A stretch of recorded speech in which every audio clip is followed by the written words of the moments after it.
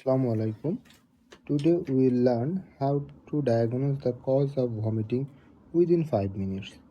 Step 1 is the vomiting is associated with blood or not.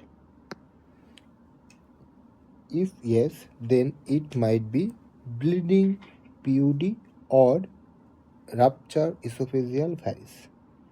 Now, how to differentiate between bleeding PUD and rupture esophageal varices? Feature of epigastric pain, previous history of PUD or history of NSAID use consistent with bleeding PUD, and feature of decompensated liver failure such as ascites, splenomegaly are consistent with rupture esophageal varices.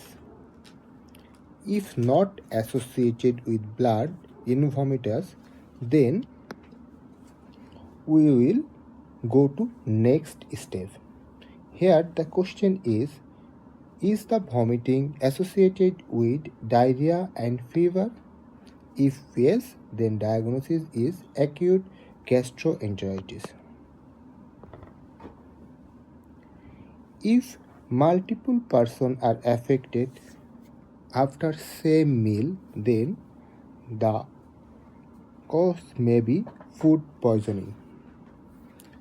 If not, then the next step is whether vomiting is associated with constipation and abdominal pain.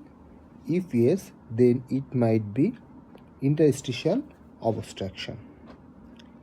If vomiting is associated with jaundice and tender hepatomegaly, the cause of vomiting might be acute viral hepatitis.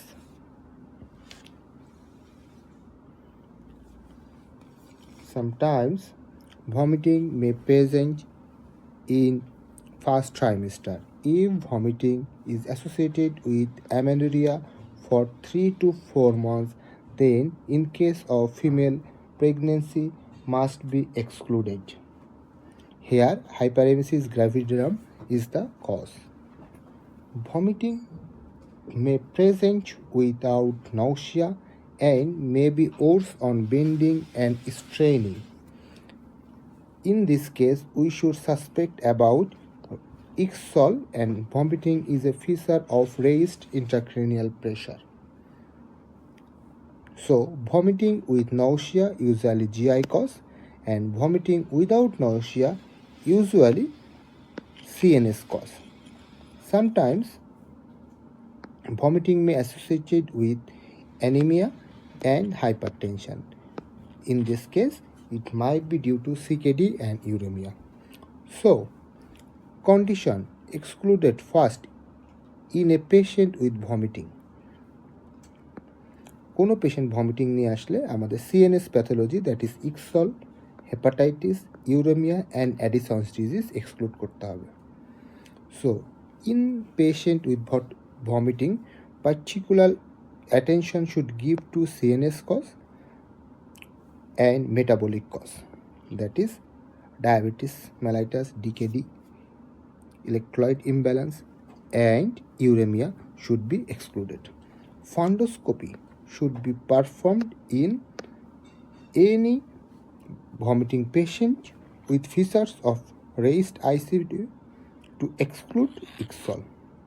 The initial investigations in a patient with vomiting is serum creatinine, liver enzyme that is ALT or SGPT, random blood sugar, ultrasonography and serum electrolyte necessary if patient is drowsy or any features of severe vomiting or hypotension or dehydration.